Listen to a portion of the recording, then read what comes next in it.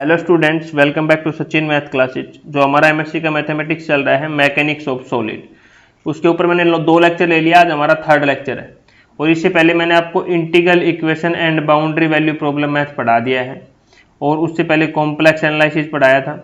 ठीक है, उससे पहले ऑर्डिनरी डिफरेंशियल इक्वेशन पढ़ाया था। इन तीनों के लिंक नीचे डिस्क्रिप्शन में दिए हुए हैं, जाके ले सकते हो। अगर आपको नोट्स का पीडीएफ चाहिए तो नीचे डिस्क्रिप्शन में टेलीग्राम चैनल है, वहां जाके आप ले सकते हो। अब लेक्चर 3 आज का टॉपिक क्या है बेटा? बहुत ही इंपॉर्टेंट टॉपिक है, गॉसेट फॉर्मूला। क्या है गॉसेट फॉर्मूला? गॉसेट फॉर्मूला क्या होता है? To find out the solution of biharmonic equation. ये biharmonic equation lecture number 2 था, उसमें मैंने बताया खत्म किया था कि बाई हार्मोनिक इक्वेशन। तुम्हारी बाई हार्मोनिक इक्वेशन क्या है? डेल की power 4u is equal to 0 को क्या बोलते हैं? By harmonic equation. इसका हमें सॉल्यूशन फाइंड करना है इन term of 2 analytic function. 2 analytic function होना चाहिए फाई एंड साई की फॉर्म में, हमें इसका सॉल्यूशन करना है। और तो क्या प्रूव होगा हमारा? यहाँ पे ये देखो, 2u is equal to z का conjugate complex phi z plus z, phi z का conjugate complex psi z plus psi z का कंजुगेट कॉम्प्लेक्स, ये हमें प्रूव करना है। ठीक है, या फिर इसी की दूसरी फॉर्म हम ये बोल सकते हैं, ये प्रूव करना है। दोनों में से कोई प्रूव हो जाए। यहाँ पे जो u है, सिंपल से मैं बता देता हूँ u क्या है। जो ये u है, u हमारा क्या है? रियल पार्ट ऑफ जेड का conjugate complex phi z plus sign conjugate complex z, ये हो सकता है u हमारा, या फिर u हमारा ये होगा, ये बोल सकते हो आप। ठीक है, ये हमें प्रूव करना है, ये हमारा u रहेगा। ठीक है, ये बिल्कुल गॉसेट फॉर्मूला बहुत ही इजी है, इसमें थोड़ा सा आपको बस दिमाग लगाना है। हमारा गिवन क्या है? By harmonic equation. हमें गिवन है डेल की power 4u is equal to 0, ये हमारी बाय हार्मोनिक इक्वेशन होती है। इसी को हम क्या लिख सकते हैं? Del square u is equal to 0 लिख सकते हैं। तो यहां से हम बोल सकते हैं जो डेल स्क्वायर u है, आपने छोटी क्लास में पढ़ा, जब डेल स्क्वायर u अंदर आ रहा है तो ये डेल स्क्वायर u क्या है हमारा? ये बाई हार्मोनिक इक्वेशन, तो ये क्या हो जाएगा? हार्मोनिक फंक्शन हो जाएगा हमारा। अंदर वाला क्या हो जाएगा? डेल स्क्वायर u हमारा क्या हो जाएगा? हार्मोनिक फंक्शन हो जाएगा बेटा। ठीक है, यहां तक समझ में आया? अभी हमें लेट करना है डेल स्क्वायर u। जो डेल स्क्वायर u हमारा किसके इक्वल होगा? p1 को होगा। तो p1 के हमारा जो वेरिएबल रहेंगे x1 x2 रहेंगे, इसको हमने 1 मान लिया। अभी हमारा जब ये डेल स्क्वायर u हार्मोनिक था तो हमारा p1 भी हमारा क्या होगा? ये p1 क्या है? p1 भी हमारा हार्मोनिक रहेगा। और हमें पता है जब हम लेंगे डेल स्क्वायर p1 लेंगे तो ये भी हमारा इक्वल टू 0 रहेगा। अरे यहाँ पे अभी आपने देखा तो ये भी डेल स्क्वायर p1 भी हमारा क्या रहेगा? हार्मोनिक रहेगा। ठीक है, इसको इक्वेशन नंबर 2 नाम दे दिया। अभी हमने एक कंस्ट्रक्ट कर लिया एनालिटिक फंक्शन fz। ठीक है, एक फंक्शन क्या है? एनालिटिक फंक्शन हमने कंस्ट्रक्ट किया जो कि किसके इक्वल है? p1 प्लस आयोटा p2 के बराबर है। ठीक है, और यहाँ पे z की वैल्यू क्या है हमारी? x1 plus iota x2। ठीक है, और p2 हमारा कंजुगेट कॉम्प्लेक्स किसका रहेगा? p1 का। देखो यहाँ पे एक बार दोबारा से रिपीट करना चाहूंगा मैं, ये बाय हार्मोनिक इक्वेशन है हमारी। इसको हम इस प्रकार से लिख सकते हैं, del square bracket del square u। तो हमारा डेल स्क्वायर u हम हार्मोनिक फंक्शन हो जाएगा हमारा। क्या है? हार्मोनिक फंक्शन हो जाएगा। फिर हमने लेट कर लिया कि डेल स्क्वायर u क्या है? p1 है, तो p1 भी हमारा क्या हो जाएगा? हार्मोनिक फंक्शन हो जाएगा, क्योंकि यहाँ पे ये अंदर वाला हार्मोनिक फंक्शन था, तो ये भी हमारा हार्मोनिक फंक्शन हो जाएगा। तो डेल स्क्वायर p1 किसके इक्वल हो जाएगा बेटा? 0 के इक्वल हो जाएगा। फिर हमने एक एनालिटिक फंक्शन fz कंस्ट्रक्ट किया है जो कि किसके इक्वल है? p1 प्लस आयोटा p2 के बराबर। यहाँ पे z की वैल्यू क्या है? x1 plus iota x2। और जो p2 है ये कंजुगेट कॉम्प्लेक्स किसका? p1 का, या बोल सकते हैं p2 हमारा क्या है? हार्मोनिक कॉम्प्लेक्स है p1 का, यही आगे लिखा हुआ होगा, p2 is complex conjugate of p1। ठीक है, उसके बाद एक अनोदर फंक्शन मान लिए फाई जेड, क्योंकि हमें देखो फाई और साई की फॉर्म में करना था, तो यहाँ पे हमने कर लिया था, फाई जेड कंस्ट्रक्ट किया था। यहाँ पे एक अनोदर फंक्शन डिफाइन कर रहे हैं फाई जेड हमने लेट किया, तो फाई जेड हमारा किसके इक्वल होगा? 1/4 integration F Z D Z के इक्वल होगा। ठीक है, इसका अभी हमें इंटीग्रेट करना है, डिफरेंशिएबल करना है। डिफरेंशिएबल करेंगे तो क्या आएगा?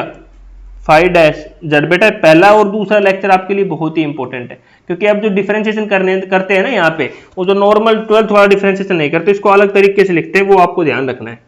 ठीक है, जब बेटा इसका डिफरेंशिएशन किया तो फाई डैश जेड हो जाएगा, और जब इंटीग्रेशन और डिफरेंशिएशन का साइन आता है d/dx है और इंटीग्रेशन रहता है, तो ये कैंसिल हो जाता है इंटीग्रेशन से डिफरेंशिएशन। तो यहाँ क्या बचेगा? 1/4 fz ओनली। तो इसका इंटीग्रेशन, इसका डिफरेंशिएशन किया तो हमारा ये आ गया, ये इक्वेशन नंबर 4 लेट कर लिया था, इसको मैंने इक्वेशन नंबर ए लेट कर लिया है। ठीक है। अभी हमें पता है कि हमारा एफ जेड अगर एनालिटिक फंक्शन है तो फाइव जेड भी एनालिटिक होगा। जब एफ जेड है वो एनालिटिक फंक्शन है तो फाइव जेड भी हमारा एनालिटिक फंक्शन होगा। तो हमने क्या किया, देयरफॉर फाइव जेड किसके इक्वल हो जाएगा, P1 plus iota P2। Five Z किसके इक्वल होगा, P1 प्लस आयोटा P2। अभी इसको भी हमें डिफरेंशिएशन करना है विद रेस्पेक्ट टू एक्स। अब बेटा यहाँ पे देखो डिफरेंशिएशन जो मैंने लेक्चर 1 में और लेक्चर 2 में पढ़ाया था ना आपको, वैसा ही उस प्रकार से डिफरेंशिएशन करना जर्नल फॉर्म में। देखो क्या है, यहाँ पे समझना बेटा थोड़ा सा अच्छी तरह, फाइव डैश जेड इस साइड तो ये हो जाएगा। अगला देखो हमें P1 का डिफरेंशिएशन करना है, किसके रेस्पेक्ट में, x के रेस्पेक्ट में करना है, ठीक है, तो x1 के रेस्पेक्ट में, ठीक है। जो P1 है इसको तो हम P1 ही लिखेंगे। अब इसको डिफरेंशिएशन कर रहे हैं ना, तो बेटा जब x1 के रेस्पेक्ट में करो तो यहाँ पे 1 के आगे कोमा लगा के 1 लिख देंगे प्लस आयोटा। अभी P2 को करना है, P2 को भी किसकी फॉर्म में करना है, x में ही, x1 की रेस्पेक्ट में ही करना है, तो यहाँ भी क्या जाएगा 1। अभी मान लो बेटा यहाँ 2 की रेस्पेक्ट में करना होता तो क्या आएगा P1, या 1 की जगह x2 की रेस्पेक्ट में करना होता तो यहाँ क्या जाएगा 2 प्लस आयोटा P2 2। इस प्रकार से आ जाता। हमें 1 की फॉर्म में करना था तो यह कॉम में क्या कि 1 लगा दिया, 1 लगा दिया। इसका मतलब क्या है, करली P1 अपॉन करली x1, इसका मतलब ये है बेटा। और इसका मतलब क्या है, करली P2 अपॉन करली x1। अगर यहाँ 2 आ जाए पीछे तो यहाँ 2 हो जाएगा बेटा, जब ये 1 आ जाए तो यहाँ पे 1 हो जाएगा। तो इस प्रकार से डिफरेंशिएशन किया हुआ है, ये मैंने इक्वेशन नंबर 6 नाम दे दिया इसको। अभी कुछ नहीं करना, कंपेयर कर दो इक्वेशन ए को और इक्वेशन 6 को कंपेयर कर दो, क्योंकि 5 डैश जेड है, 5 डैश जेड है, तो P1 1 प्लस आयोटा P2 1 किसके इक्वल आ जाएगा, 1/4 एफ जेड के इक्वल आ जाएगा। देखो कंपेयर किया तो ये आ गया, इसको इक्वेशन नंबर 7 नाम दे दिया। अभी हमने एफ जेड थोड़ी देर पहले किसके इक्वल माना था, यहां देखो एफ जेड किसके इक्वल माना था, P1 plus iota P2, equation number 3 मानी थी। यहां पे इसकी ये वैल्यू पुट कर दो, एफ जेड की यहाँ पे ये वैल्यू पुट कर दी, P1 plus iota P2, P1 plus iota P2 4 नीचे था, 4 नीचे आ गया, P11 आयोटा P21। अभी इनको कंपेयर करेंगे तो P11 की वैल्यू क्या आ जाएगी, P1/4 आ जाएगी। P21 की वैल्यू क्या आ जाएगी, आयोटा आयोटा वाले करेंगे कॉम्प्लेक्स, जैसे कॉम्प्लेक्स में करते थे चैप्टर में, वैसे ही P21 की वैल्यू क्या आ जाएगी, P2/4। इसको मैंने इक्वेशन नंबर 8 नाम दे दिया है। बेटा यहाँ तक क्या है, ये वैल्यू आनी शुरू हो गई है। अभी हमें लास्ट में यू में बहुत लंबा डेरिवेशन है, 10 मार्क्स का पक्का एग्जाम में पूछ लेता है और 12 में भी पूछ लेता है कई बार, तो बहुत ही अच्छा टॉपिक है, बहुत ही इजी है। 2 बार देखोगे ना वीडियो तो आराम से समझ में आएगा आपको। अब CR इक्वेशन मतलब Cauchy Riemann integration for a function fz to be analytic is given by, ठीक है। जो CR इक्वेशन रहती है, कोची राइमन इंटीग्रेशन इक्वेशन रहती है, fz जब फंक्शन एनालिटिक हो तो उसके लिए क्या रहता है बेटा। अब यहाँ पे आपको ये लिखने की कोई जरूरत नहीं है, आप डाउट में आओगे। तो हमारी क्या रहती है, करली यू अपॉन करली एक्स किसके इक्वल होता है, करली वी अपॉन करली वाई की, और करली यू अपॉन करली वाई किसके रहता है, माइनस करली वी अपॉन करली डीएक्स के बराबर रहता है यहाँ पे, ठीक है। और हम यू को यूज करते हैं, P11 किसके इक्वल हो जाता है, P22 के इक्वल हो जाता है, P12 किसके हो जाता है, माइनस P21 के इक्वल हो जाता है बेटा। अभी यही वैल्यू यहाँ पे जो आपने वैल्यू निकाली है, P11 किसके इक्वल है हमारा, देखो P11 P22 के भी इक्वल है, तो ये हमारी P22 की भी वैल्यू हो जाएगी। सिमिलरली P21 किसके इक्वल है, माइनस P21 के इक्वल है, तो ये हमारी इसकी वैल्यू हो जाएगी बेटा। ये दोनों वैल्यू यहां से आ गई, 1 में 8 के कंपैरिजन में, तो ये हमने इक्वेशन नंबर 9 और 10 ले लिया, 10 और 11 ले लिया। इसको मैंने 9 नाम दे दिया था, इसको 10 और इसको 11 दे दिया है। बताओ यहाँ पे बिल्कुल सिंपल से ट्रिक्स यूज करने, ज्यादा कुछ हार्ड एंड फ्यूरियस इसमें है नहीं। 10 और 11 इक्वेशन आ गई बेटा। अब क्या बोल रहा है, कंसिडर कर लो। क्या कंसिडर करने के लिए, ये स्टेप इंपॉर्टेंट है, क्योंकि यहाँ पे आप डिफरेंशिएशन में 100% गलती करोगे ही करोगे। अगर लेक्चर 1 नहीं देखा, लेक्चर 2 नहीं देखा, मैं समझाऊंगा फिर भी बेटा, और 100% कोशिश करूंगा कि आपको बिल्कुल समझ में भी आ जाए। 3 लेक्चर देखने के बाद तो आपको समझ में आ ही जाना चाहिए होपफुली। यहाँ पे क्या है बेटा, देखो लेट कर लिया, कंसिडर किया है, del square bracket u minus P1x1 minus P2x2। अभी सभी को पता है डेल स्क्वायर u की वैल्यू क्या होती है, डेल स्क्वायर u की वैल्यू क्या होती है, करली स्क्वायर अपॉन करली स्क्वायर x1 का स्क्वायर प्लस करली स्क्वायर करली x2 का स्क्वायर, और ये एज इट इज लिख दिया मैंने। ये डेल की वैल्यू ये होती है, सभी को पता है, जर्नल है, 10वीं बार भी सभी ने किया है, और ये इसका दूसरा हो रहता है। अब इसको क्या है, एक बार x1 के रेस्पेक्ट में कर दिया, एक बार x2 के रेस्पेक्ट में, यहाँ पे ओपन करके हमने लिख दिया है बेटा। इतना जर्नल काम अगर किसी भाई को समझ में नहीं आया, किसी बहन को समझ में नहीं आया, तो कमेंट करके बताओ, उसके लिए कुछ और चीज बताएंगे हम, ठीक है, यहां तक समझ में आ गया। अब देखो यहां से थोड़ा इंपॉर्टेंट काम शुरू हो जाता है हमारा। यहां क्या है, करली स्क्वायर है बेटा, 2 बार डिफरेंशिएशन करना है हमें।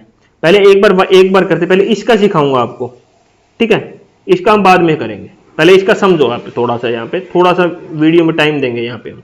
पहले एक बार डिफरेंशिएशन करना है तो स्क्वायर हट जाएगा ऊपर से, नीचे से 1x1 पे ऊपर स्क्वायर है वो हट जाएगा। इसको सिंपल एक भाषा में लिख देंगे। अब देखो u का डिफरेंशिएशन करना है बेटा, मैंने बताया था u का डिफरेंशिएशन करोगे तो कॉमन में 1 आ जाएगा, क्योंकि हम इसको क्या बोल, क्यों, पहले क्या था u 1 1 होता था, तो 1 होता था तो 1 कर देते थे। यहाँ पे ओनली हमारा फंक्शन क्या है, u ही है, तो एक इसके कोमा लगा के 1 कर देंगे, क्योंकि हम पहले एक बार डिफरेंशिएशन कर रहे हैं। तो मैंने u का डिफरेंशिएशन कर दिया तो इस प्रकार से लिख दिया। अब अगली टर्म क्या है, माइनस p1x1, माइनस के साइन को भूल जाओ आप, रुक जाओ एक बार रफ करते हैं फिर अच्छी तरह समझाता हूं आपको। अभी अगला फंक्शन क्या है, p1x1। अभी यहां पे देखो, इसको u मानो और इसको v मान लो, क्योंकि दो फंक्शन है हमारे p1 और x1। p1 का करेंगे पहले u as it is, u as it is लिख लो, ठीक है, u को एज इट इज लिख लिया। x1 का डिफरेंशिएशन बेटा जिसकी रेस्पेक्ट में करो तो x1 का हमारा x1 ही रहेगा, ठीक है, x1 ले लेंगे मान लो। अभी x1 का डिफरेंशिएशन करोगे तो बेटा सभी को पता है क्या आ जाएगा, इसका डिफरेंशिएशन 1 आ जाएगा हमारा, ठीक है, प्लस v का v अभी क्या है, v को एज इट इज, x1 को एज इट इज ले लो। p1 का डिफरेंशिएशन करोगे तो p1 कोमा 1 हो जाएगा, क्योंकि किसकी रेस्पेक्ट में कर रहे हैं बेटा, x1 की रेस्पेक्ट में कर रहे हैं, और इस x1 की वैल्यू क्या हो जाएगी हमारी 1 हो जाएगी। तो हम क्या आएगा, p1 प्लस x1 p1 1। देखो यही लिखा हुआ है, माइनस का साइन था, ये टर्म पहले लिख दी, p11 x1 माइनस p1, क्योंकि हमारा माइनस का साइन था p1। एक बार और समझाता हूं, दूसरा अगला डिफरेंशिएशन है इसी में, वो समझते हैं। देखो अगला क्या है, p2 x2, इसको थोड़ा ध्यानपूर्वक समझना बेटा। हमें x1 की रेस्पेक्ट में कर रहे हैं, पहले इसको u ले लो, इसको v ले लो, same u as it is रहेगा, v का x2 की रेस्पेक्ट में करेंगे बेटा, x1 की रेस्पेक्ट में हमने x2 का करेंगे तो 0 हो जाएगा। अरे x1 की रेस्पेक्ट में करें, यहां x2 है तो 0 हो जाएगा, ये तो हमारा प्लस का साइन। अभी v as it is, x2 का एज इट इज ले लिया, p2 का करेगा तो क्या देगा, p2 कोमा 1 हो जाएगा हमारा, समझ गए ना। तो इसको हम लिखेंगे तो क्या लिखेंगे, x2 p2 1 लिखेंगे ओनली, क्योंकि ये तो 0 हो जाएगा हमारा, तो यहाँ पे मैंने यही लिखा हुआ बेटा। सिमिलरली बेटा अभी दूसरे स्टेप पे चलते हैं, वहां क्या क्या हुआ, यहाँ u का करेंगे तो u कोमा 2 आ जाएगा, क्योंकि x2 के रेस्पेक्ट में कर रहे हैं यहाँ पे। अभी अगली टर्म का देखो बेटा, यहीं पे समझाऊंगा धीरे धीरे आपको, एक बार ही समझ में आ गया तो आगे मेरा काम बर्डन कम हो जाएगा। p1 x1 है बेटा, तो p1 को as it is uv method लगाना है सेम हमें, p1 as it is, x1 का डिफरेंशिएशन 0 हो जाएगा क्योंकि हम x2 के रेस्पेक्ट में कर रहे हैं, तो मल्टीप्लाई 0 प्लस, अभी x1 as it is, p1 का करेंगे तो p1 कोमा 2 हो जाएगा, क्योंकि हम x2 के रेस्पेक्ट में कर रहे हैं। तो यहाँ पे देखो मैंने वही लिखा हुआ है, x1 p1 2। अभी लास्ट वाले का करो, इसका करेंगे तो ये आ जाएगा बेटा, यही है यहाँ पे, और बाकी इसमें कोई हार्ड एंड फ्यूरियस काम नहीं है। अभी सिमिलरली, अभी एक बार तो कर दिया, अभी एक बार और करना पड़ेगा, क्योंकि x1 है, हमें तो यहाँ पे सिंपल सबको हटाना है। अब देखो बेटा, इसका करके दिखाऊंगा, इसका मैं एज इट इज बोल दूंगा, सेम रहेगा। देखो आप यहाँ पे क्या रहेगा, उसके ऊपर चलते हैं।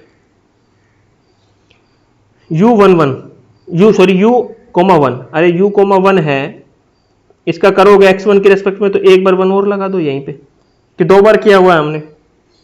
अभी अगला क्या है, p11 x1, वो u, इसको u मानो, इसको v मानो, तो p1 1 1 हो जाएगा 2 बार, x1 एज इट इज रहेगा, प्लस अभी p11 को एज इट इज रखो, x1 का डिफरेंशिएशन क्या हो जाएगा बेटा, 1 हो जाएगा हमारा, तो इसके क्या यह वैल्यू आ गई, बताओ। यहां तक किसी को समझ में ये वैल्यू आ गई, यहां तक देख मैं इसको साफ कर देता हूं थोड़ा, जो जिससे आपको अच्छी तरह समझ में आए। ये आ गई हमारी इसका डिफरेंशिएशन ये लिख दिया। अभी p1 का करना है भाई, p1 का डिफरेंशिएशन क्या हो जाएगा, p1 का p, 1 हो जाएगा, इसका डिफरेंशिएशन ये हो गया। अभी p2 1 x2 का डिफरेंशिएशन देखो, p2 1 एज रहेगा, x2 का 0 हो जाएगा भाई, क्योंकि x1 के रेस्पेक्ट में कर रहे हैं, plus x2 as it is, p2 1 का क्या हो जाएगा 1 1, तो क्या लिख सकते हैं, x p2 1 1, x2 P211, इसका डिफ्रेंसिएशन हमारा ये हो गया। अभी सिमिलरली आपको इसका करना के यहाँ पे ये आएगा लिख देना है, ये मैं करके नहीं बता रहा हूँ, जो आएगा मैंने यहाँ पे लिख दिया है। ठीक है, अभी इन्हीं को बेटा यहाँ पे थोड़ा सा रफ, क्योंकि रफ कर लेते ज़्यादा वो हो गया है, जो मैंने समझाया उसी को। ठीक है, ये हमारा आ जाएगा जब इसको सोल्व करोगे आगे का, तो आप आराम से नोट कर सकते हो, या नोट्स तो मैं 100 रुपीज़ में सभी को दे ही रहा हूँ, वीडियो लेक्चर्स फ्री में हर यूनिवर्सिटी के, तो आप भी ले सकते हो, कोई दिक्कत वाली बात नहीं है वहाँ पे। ठीक है, इसको सोल्यूशन किया तो बेटा ये आ गया। अभी इसमें क्या करना है आगे देखो, यहाँ पे यही बता देता हूँ आपको थोड़ा देखने में, -P22 है, -P222 है, तो मैं इसको लिख सकता हूँ -2P22 लिख सकता हूँ। सिमिलरली -P11 है, -P11 है, तो इसको भी लिख सकता हूँ -2P11 लिख सकता हूँ। तो इन दोनों की जगह मैं 2P22 2P11 आगे लिख दिया है मैंने यहाँ पे, और ये यहाँ पे ये लिख दिया बेटा जर्नल यहाँ पे। ठीक है, अब इसके बाद देखो बेटा, अब यहाँ पे क्या है, थोड़ा सा आपको यहाँ पे नॉलेज होना चाहिए कि U11 और U22 को हम क्या लिख सकते हैं, कि डेल इसकी क्या, इनकी क्या वैल्यू होती है, del square upon del x1 का स्क्वायर प्लस डेल u है तो del square u upon del x2 का स्क्वायर। इसका मतलब यही है ना कि x2 का हमें 2 बार डेरिवेटिव करना है और x1 का 2 बार करना है। किसके फंक्शन क्या है हमारा, u है, तो ये किसके इक्वल होता है बेटा, डेल स्क्वायर u के बराबर होता है। तो इसकी जगह और इसकी जगह, इन दोनों की जगह मैंने क्या लिख दिया, डेल स्क्वायर u लिख दिया। अरे सभी को पता है इसकी क्या वैल्यू, मैंने अभी तो समझा रहा हूँ आपको, 1 घंटे से पढ़ा रहा हूँ, कर ली u अपॉन करली x1 का स्क्वायर, इसका मतलब यही तो है, प्लस का साइन, इसकी वैल्यू क्या है, करली स्क्वायर u अपॉन करली x2 का स्क्वायर, इसकी वैल्यू 2 में आ जाएगी, दोनों को ऐड करोगे तो क्या आएगा बेटा, करली स्क्वायर u आ जाएगा। तो मैंने वही यहाँ पे पुट कर दिया है बेटा। ठीक है, इसको साफ कर देते हैं यहाँ पे हम, क्योंकि इसमें एक एक स्टेप समझाना पड़ेगा मेरे को आपको। ठीक है, अब जो मैंने ये 2P1 वाला वैल्यू है बेटा, क्योंकि आप बोलो कोई मिस ना हो जाए, ये वैल्यू इसका बता दिया मैंने, इसका बता दिया, 2P1 को मैंने यहाँ पे एज इट इज लिख दिया, 2P2 को हमने यहाँ पे एज इट इज लिख दिया। ठीक है, फिर उसके बाद मैंने ये वैल्यू यहाँ पे लिख दी है, ये वैल्यू यहाँ पे लिख दी है, यहाँ पे बेटा ये वैल्यू हमने यहाँ पे लिख दी है और ये वैल्यू यहाँ पे लिख दी है। ठीक है, अभी मैंने थोड़ी देर पहले P11 की वैल्यू निकलवाई थी, P22 की वैल्यू निकलवाई थी। देखो थोड़ा पीछे चलेंगे, आराम से सीखेंगे, कोई जल्दबाजी नहीं है। P11 की वैल्यू भी निकलवाई थी, P22 की वैल्यू भी निकलवाई थी, P1/4 P2/4, ये हम यहाँ पे पुट कर देंगे, ये वैल्यू यहाँ पे इसकी जगह और इसकी जगह यहाँ पे ये वैल्यू पुट कर दी है। आपको देखने से पता लग रहा होगा यहाँ पे x1 कॉमन है, यहाँ पे x1, दोनों में x1 कॉमन निकाल के मैंने ये लिख दिया। यहाँ पे दो x2 कॉमन दिख रहे थे, यहाँ पे मैंने इस प्रकार से इसको लिख दिया बेटा। जहां तक किसको समझ में नहीं आया मेरे को आप बोल सकते हो। इसको सोल्व करोगे, ये देखो यहाँ पे P1/2 माइनस P1/2, तो ये क्या हो गया, माइनस का 2P1/2, 2 से 2 कैंसिल हो गया, इसकी जगह क्या आ गया बेटा, P1 आ गया। और आगे देखो बेटा, इसको क्या लिखा है मैंने वो ध्यानपूर्वक पढ़ना अभी आगे। इसको हम क्या लिख सकते हैं, डेल स्क्वायर P1x1, उसी प्रकार से फॉर्मूला बनता है। इसको हम क्या लिख सकते हैं, डेल स्क्वायर P2x2 का फॉर्मूला बन रहा है। इसको हम ये देखो अंदर वाला x1 तो बाहर है, इसको छोड़ ही दो, अंदर को क्या लिख सकते हैं, डेल स्क्वायर P1 लिख सकते हैं, क्योंकि हम P1 के रेस्पेक्ट में कर रहे हैं। ये वही सेम फॉर्मूला बन गया, आपको थोड़ा समझा ही देता हूँ वरना आप डाउट में घूमोगे फिर। x1 तो बाहर है, यहाँ पे x1 को भूल जाओ, यहाँ पे x2 को भूल जाओ। ये क्या है, P1 का मतलब क्या है कि P1 हमारा क्या है, फंक्शन है, कर ली 2 बार डिफरेंशिएशन डेल स्क्वायर, नीचे क्या है x1 के रेस्पेक्ट में का स्क्वायर, क्योंकि 2 बार है तो स्क्वायर हो गया। यहाँ पे देखो अंदर डेल स्क्वायर P1, यहाँ क्या है डेल x2 का स्क्वायर, क्योंकि 2 है, तो इसको हम क्या बोलते हैं, यही तो बता रहा हूँ, डेल स्क्वायर P1 ही तो बोलते हैं। यही यहाँ पे लिख दिया, सिमिलरली इसका लिख दिया। ठीक है बेटा, अब आगे चलते थोड़ा सा, हम आगे इसको करने की कोशिश करेंगे जो कि बहुत बहुत इंपॉर्टेंट है। इसको ये समझ में आ गया कहाँ से आया हमारा, ये लिख दिया। अब क्या बोलता है कि ये डेल स्क्वायर P1 है और डेल स्क्वायर P2 है, ये 0 के इक्वल होता है। क्यों होता है, क्योंकि हमारा जो फंक्शन है fz वो क्या है, एनालिटिक फंक्शन है। fz की वैल्यू थी ना हमारी P1 प्लस आयोटा P2, और fz क्या था हमारा, एनालिटिक फंक्शन था। और एनालिटिक फंक्शन तो है, तो वो CR इक्वेशन जो कोची-राइमन इंटीग्रल इक्वेशन उसको सेटिस्फाई करेगा, तो P1 P2 क्या हमारे हार्मोनिक हो जाएंगे। P1 P2 हार्मोनिक है तो डेल स्क्वायर P1 मैंने थोड़ी देर पहले बताया था 0 होता है, तो डेल स्क्वायर P2 भी क्या होगा 0। ये तो हमने थोड़ी देर पहले देखा था ना, इनिशियल स्टार्टिंग में देख लेते कि डेल स्क्वायर P1 क्या हो जाएगा 0 हो जाएगा। तो इन दोनों की वैल्यू क्या हो जाएगी बेटा 0 0 हो जाएगी हमारी। तो क्या हो जाएगा del square U minus P1, तो ये भी हमारा किसके इक्वल था बेटा P1 के इक्वल था, तो P1 माइनस P1 क्या हो जाएगा 0 हो जाएगा हमारा यहाँ पे। आगे देखो अभी क्या है, तो देयरफॉर हमारा क्या हुआ है del square u minus P1 x1 minus P2 x2 क्या है 0 के इक्वल हो जाएगा। और तो ये हमारा अंदर वाला क्या है, ये हमारा जो u minus P1 x1 P2 x2 क्या है हार्मोनिक फंक्शन हो जाएगा। तो इसी को हम किसके इक्वल लेट कर लेते हैं Q1 x1 x2 के इक्वल लेट कर लेते हैं। और यहां से हम your aim to express u in term of analytic function, हमारा एम क्या है कि u को हमें एनालिटिक फंक्शन की टर्म में लेके आना है। तो हमें यहाँ से u की वैल्यू निकाल दी, u की वैल्यू निकाली तो ये दोनों टर्म दूसरी साइड चली जाएगी, प्लस में हो जाएगी। तो यहाँ से ये आ गया। अभी हम लेट कर लेते हैं, डिफाइन कर लेते हैं कि साई जेड है वो हमारा क्या है Q1 प्लस आयोटा Q2 है।